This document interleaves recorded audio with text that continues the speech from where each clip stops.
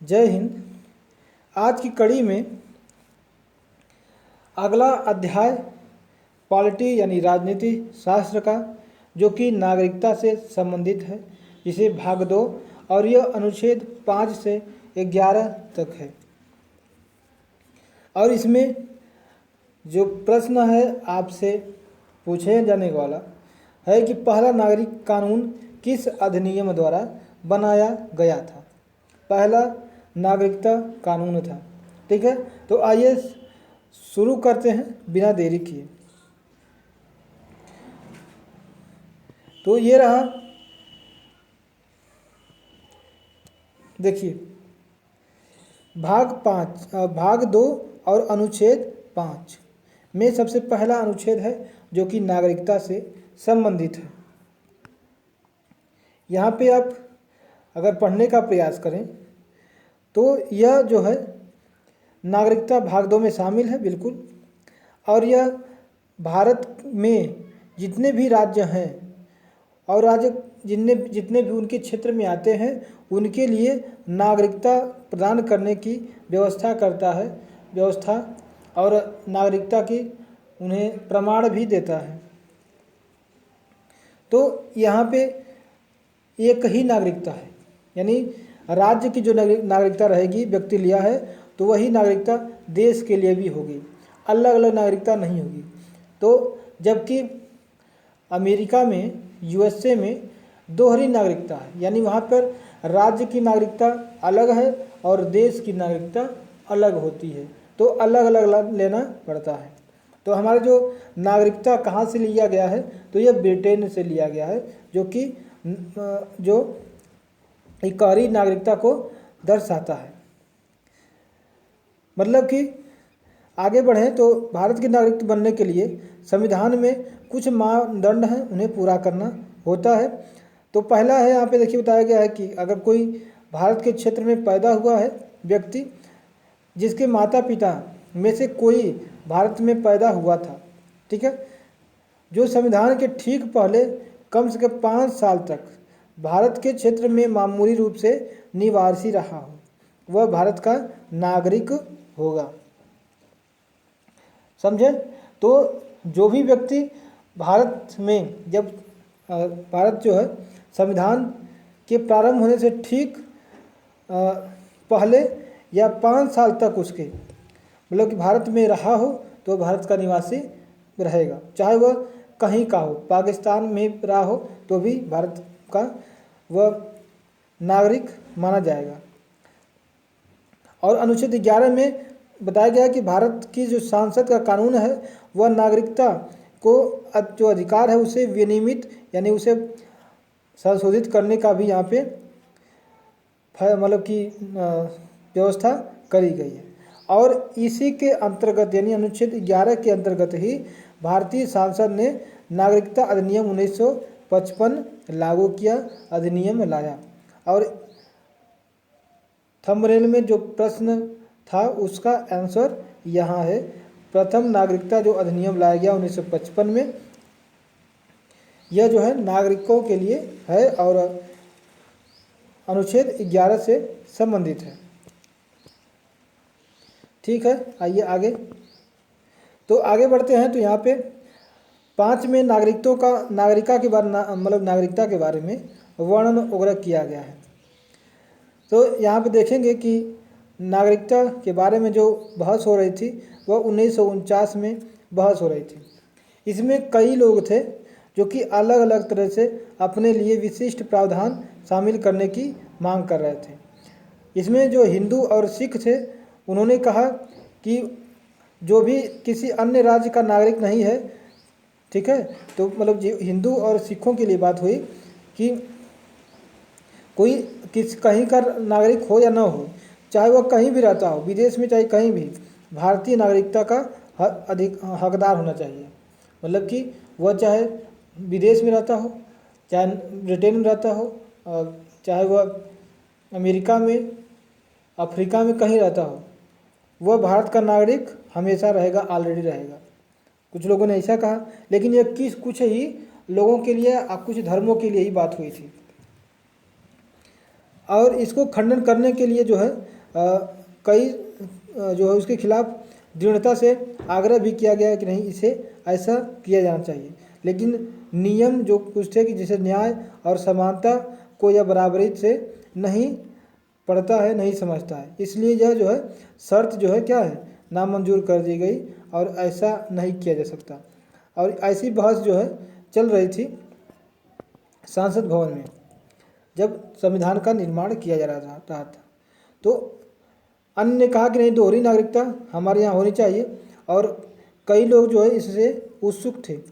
उन्होंने कहा कि यह विशेषाधिकार जो है परस्परता के सिद्धांत पर देशों को दिया जाना चाहिए कि दोहरी नागरिकता हो जाए। एक सदस्य का यहाँ तक मानना था कि जो भारतीय नागरिकता है वह सस्ती और आसान हो, कि इसे कोई भी आराम से प्राप्त कर ले। जबकि बताया गया कि अनुच्छेद के प्रावधान में नागरिकता पर अमेरिकी कानून की तुलना में अधिक सख्त थे। लेकिन बाद में देखा गया कि ये जो है जो अमेरिका का कानून है नागरिकता को लेकर के, उससे ज़्यादा मजबूत हमारे यहाँ बनाए गए। फिर 12 अगस्त 1949 को संविधान सभा ने अनुच्छेद 5 को जो है कई सारी व्यवस्था को देखते हुए इसे क्या कर दिया, अपना लिया। तो इसमें क्या क्या बातें थीं, आइए इसे देख लेते हैं कि कौन कौन नागरिक होगा।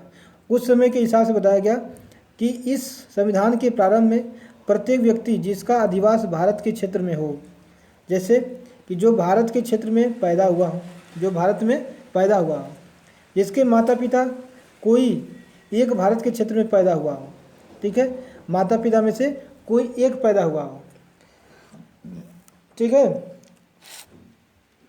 तो वह भी नागरिक माना जाएगा। लेकिन फिर बाद में जन्म के आधार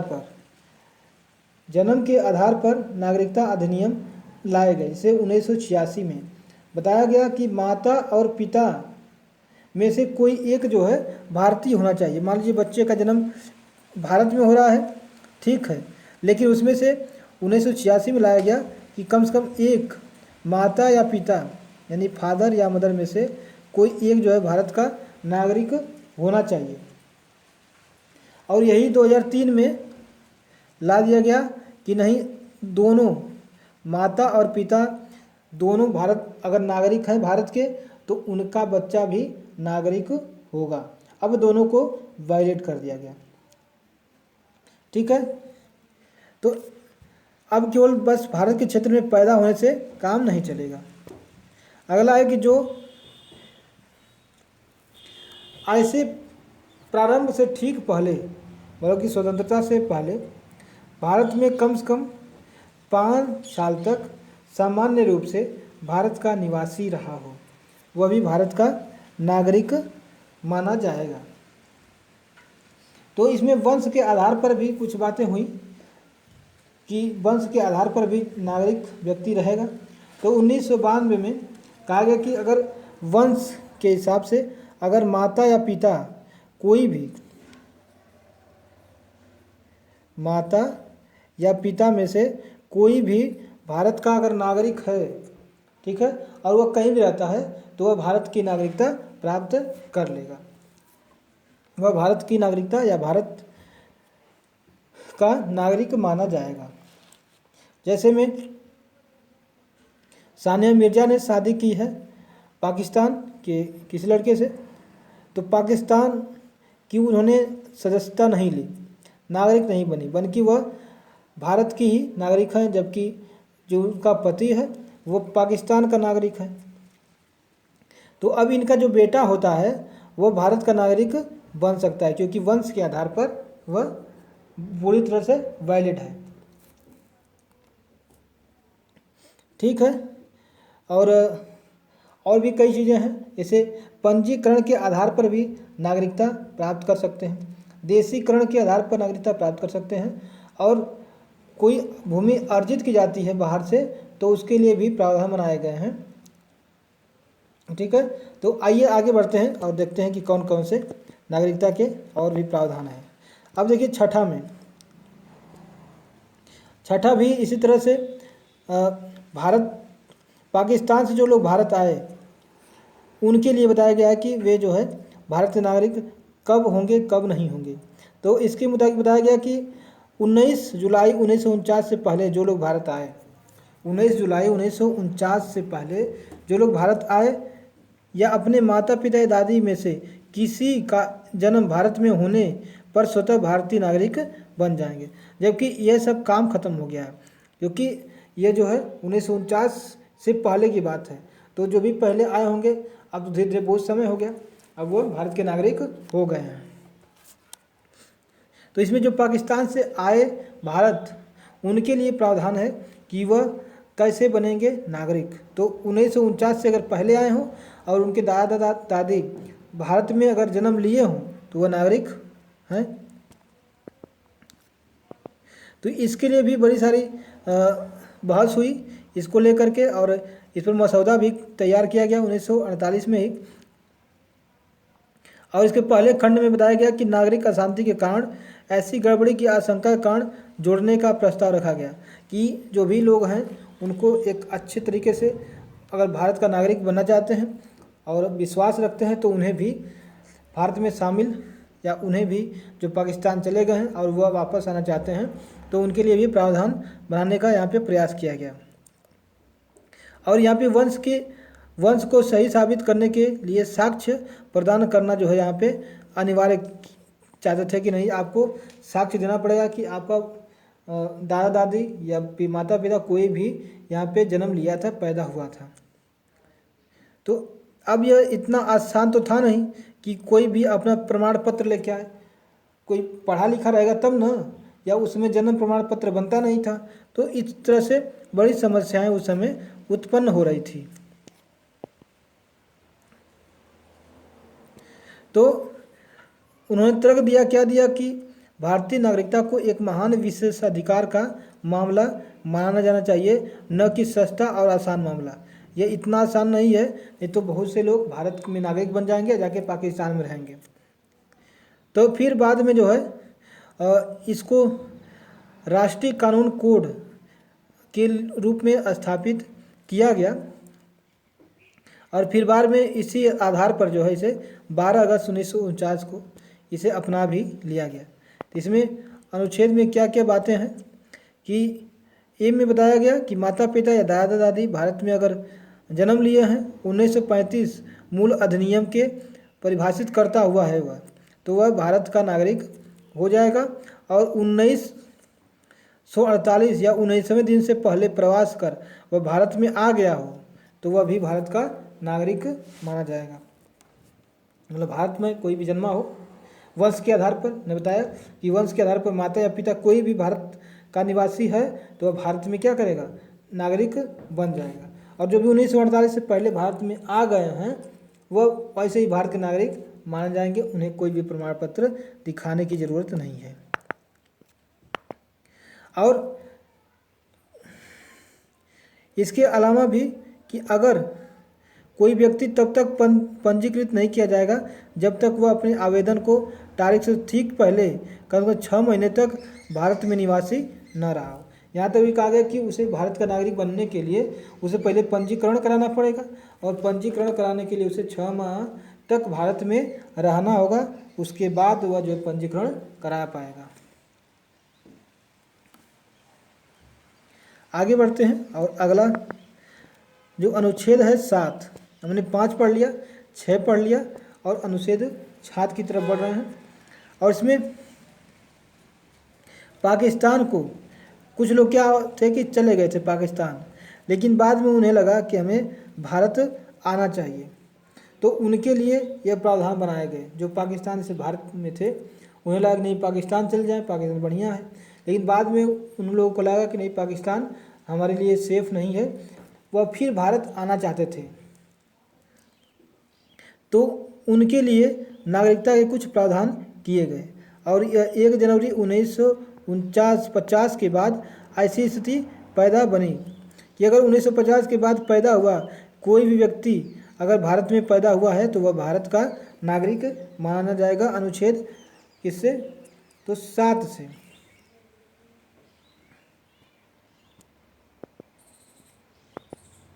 आगे की तरफ बढ़ते हैं तो यह भी जानते ही हैं कि हर एक चीज़ पर बहस हुई थी 10, 11, 12 अगस्त को, खाली इस अनुच्छेद 7 पर। और यहाँ पे कुछ सदस्यों ने महसूस किया कि जो ये बातें हैं ये अप्रिय हैं और ऐसा नहीं किया जाना चाहिए कि जो लोग पहले भारत में ही वफादारी से दूसरे देश में स्थानांतरित हो चुके थे उनके लिए अब नागरिकता के लिए कई सारे प्रावधान किए गए, तो वह नहीं चाहते थे, लेकिन फिर भी कई सारी चीज़ों को फिर से लाया गया ताकि सबको एक समान जो व्यवस्था है, सिस्टम है, उसके अंतर्गत लाया जा सके। तो यहाँ पर भी 1949 में भी संविधान ने जो है इसे आसानी से इसे अनुच्छेद को अपना लिया गया, अनुच्छेद 7 को। तो इसमें क्या क्या है कि 5 और 6 किसी बात के होते हुए भी कोई व्यक्ति 1947 के पहले के दिन के बाद भारत के क्षेत्र से अब पाकिस्तान में स्थानांतरित हो गया, उसे भारत का नागरिक नहीं माना जाएगा। मतलब 5 और 6 में तो यही बताया गया है। अगर उसके हिसाब से देखा जाए तो अगर जो 1947 से पहले से मार्च 1947 को उस पाकिस्तान ने अपना आज़ादी दिवस मनाया या आज भी अपना स्वतंत्रता दिवस मनाता है, तो उस दिन से पहले अगर जो भारत में चला गया हो तो वह भारत का नागरिक नहीं माना जाएगा। और शर्त बनाई गई कि अब पाकिस्तान में शामिल क्षेत्र में स्थानांतरित होने के बाद किसी भी कानून या उसके अधिकार के तहत जारी किए गए पुनर्वास या अस्थायी वापसी के परमिट के तहत क्षेत्र में लौट आया हो, लेकिन वह फिर गया हो और फिर चाहता कि नहीं हमारे अपने भारत में ही रहेंगे, भारत में वापस आ गया हो, तो अब खंड बी के तहत जो है 1948 के 19वें दिन के बाद भारत के क्षेत्र के हिसाब से वह प्रवासी माना जाएगा। कि 19 जुलाई 1948 से अगर पहले वो भारत आ गया है तब तो वो प्रवासी माना जाएगा और उसे 6 महीना रहने के बाद वह जो है देशीकरण यानी देशीकरण या पंजीकरण के हिसाब से वह जो है भारत की नागरिकता प्रदान कर पाएगा या पा पाएगा। ठीक है, अब अनुच्छेद 8 की तरफ बढ़ते हैं। भारत के संविधान में यह अनुच्छेद जो है देख ही रहे शामिल किया गया है और ये जो है राजदूत जो होते हैं उनके लिए नागरिकता की व्यवस्था करता है, उनके लिए व्यवस्था करता है। जैसे इसमें प्रावधान वही बनाया गया है कि जो लोग बाहर हमारे देश के बाहर रहते हैं लेकिन वह भारत देश के लिए काम करते हैं, तो उनके जो बच्चे होंगे उनके लिए क्या प्रावधान होंगे, क्या वे भारत के नागरिक मान जाएंगे क्योंकि वे तो भारत के बाहर पैदा होंगे, तो उनके लिए भी यहाँ पे नियम जो है आपको देखने को मिलेंगे। देखिए क्या नियम है इसके कि जो व्यक्ति या जो जिसके माता या पिता में से कोई 1935 परिभाषित भारत में जन्मा था, ठीक है, उनके माता पिता 1935 के अंतर्गत जो नियम बनाए गए हैं, अगर भारत में पैदा हुआ था और वह किसी देश के मामूली तौर पर निवास कर रहा है, वह भारत का नागरिक नहीं समझा जाएगा। वह नागरिकता अच्छा देखिए यह 5 के हिसाब से बताया जा रहा है और वो नागरिकता प्राप्ति के लिए भारत में डोमिनियन सरकार के प्रारूप और रीति के अनुसार ही अब भारत में वह जो है फिर से आ गया निवास करने के लिए। पहले तो बाहर था लेकिन आ गया फिर निवास करने के लिए भारत में। तो राजनयिक और कौशलिक प्रतिनिधि को इस संविधान के प्रारंभ से पहले और पश्चात सब आवेदन किए जाने पर ऐसे राजनयिक और कौंसलीय प्रतिनिधि द्वारा भारत का राष्ट्रीयकृत कर लिया जाएगा। अब वो जो है भारत में रजिस्टर कर लिया जाएगा और भारत के द्वारा उसे नागरिक प्रदान हो जाएगी नागरिकता। फिर देखिए अनुच्छेद 9। अनुच्छेद 9 है कि भारतीय नागरिकता का यहाँ पे वर्णन किया गया है। अगर कोई व्यक्ति स्वेच्छा से नागरिकता किसी दूसरे देश की ग्रहण कर ले तो वह भारत की नागरिकता खत्म हो जाएगी।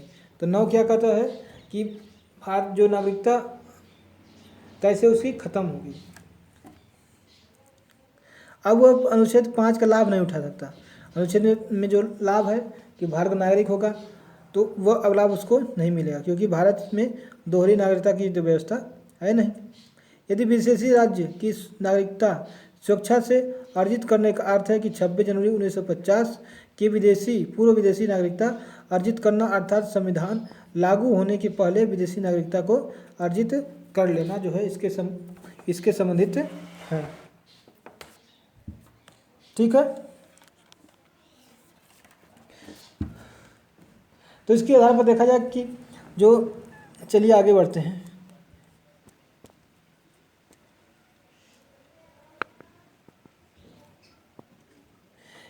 इसके लिए भी यही प्रावधान बनाए गए और बाद में जो है विधानसभा इसे अपना लेती है और भारत सरकार भी इसे अपना लेती है, क्योंकि हर राज्य को भी इसे अपने विधानसभा में पालन करना था, इसे बहुमत हासिल करना था। अब यदि किसी व्यक्ति की स्वेच्छा से नागरिकता कब खत्म होगी? अगर कोई व्यक्ति विदेशी नागरिकता ले लेता है और अनुच्छेद 5 के आधार पर नागरिक नहीं होगा वह, न तो नागरिकता अनुच्छेद 6 या 8 के आधार पर नागरिक माना जाएगा। मतलब कि विदेशी नागरिकता ले लिया तो अब जो है अब उसे कोई नागरिकता नहीं मिलेगी। 6 में क्या था कि अगर वह पाकिस्तान से आता है कोई व्यक्ति तो केवल पाकिस्तान के लिए, अगर मान लीजिए पाकिस्तान की नागरिकता ले लिया तो अब वापस आना चाहेगा तो उसे नागरिकता नहीं मिलेगी, वापस आता है तो। ऐसे ही 5 में कई सारी प्रावधान हैं इसके लिए और 8 में है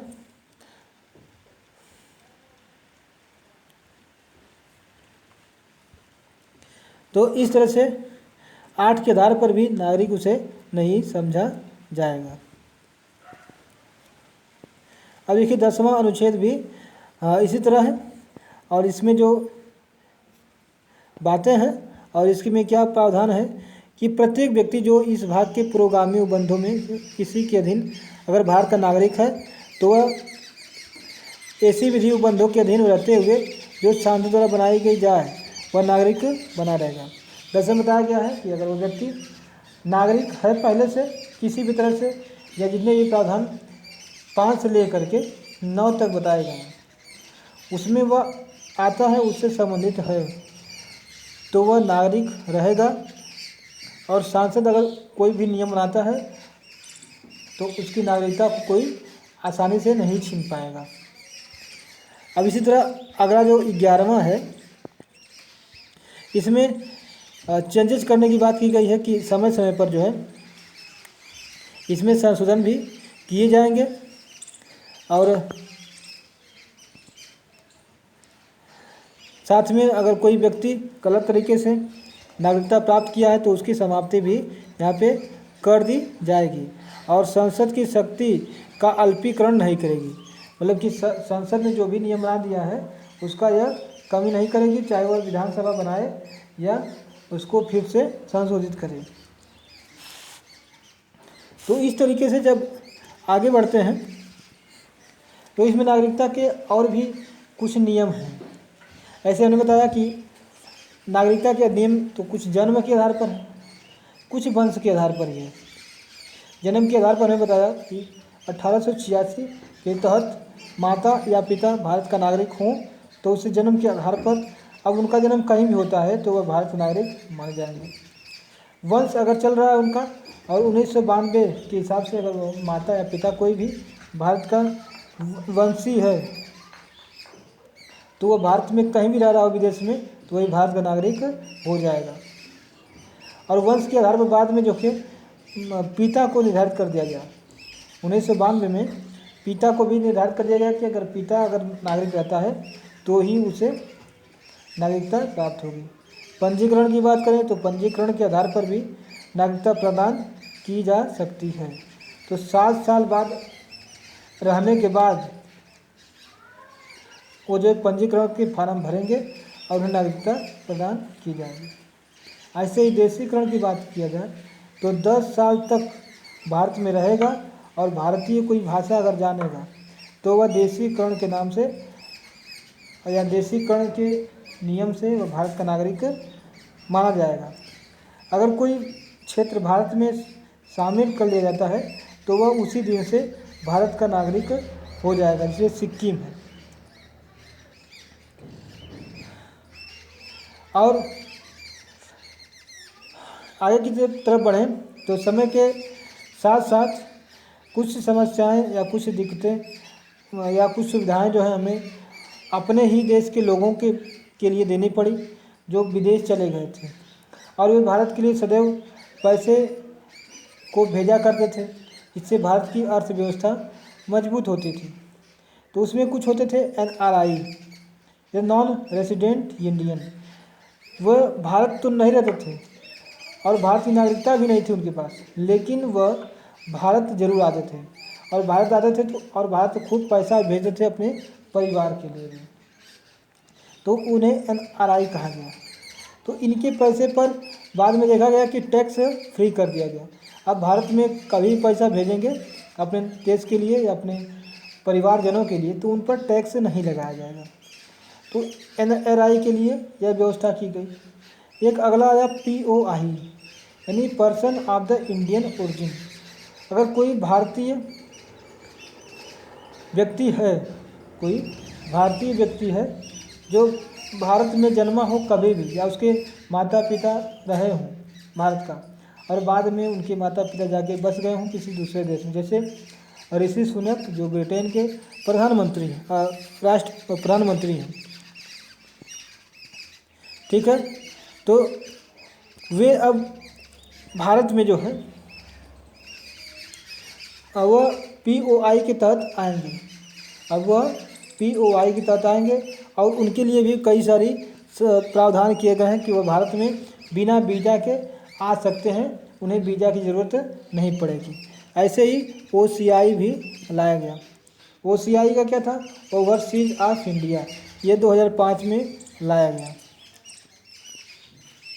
तो भारत में यह बिना निर्बाध ही घूम सकते हैं, ये केवल इनके लिए भी कुछ अन्य बहुत सारे सुविधाएं भी दी गई। साथ में फेमा अकॉर्ड भी 1999 में किया गया फॉरेन एक्सचेंज मैनेजमेंट एक्ट के तहत, और आसाम अकॉर्ड भी 1985 में किया गया। आसाम अकॉर्ड जो है 1985, और ये सभी क्या है? नागरिकता से संबंधित हैं। तो आज का जो चैप्टर रहा नागरिकता से संबंधित खत्म होता है। अब नागरिकता से संबंधित प्रश्न को अगले दिन लेकर आएंगे, और आप ज़रूर इसमें शामिल होइएगा। और इससे जुड़ा अगर कोई सुझाव हो, प्रश्न हो, तो ज़रूर आप इसमें लिख सकते हैं। जय हिंद।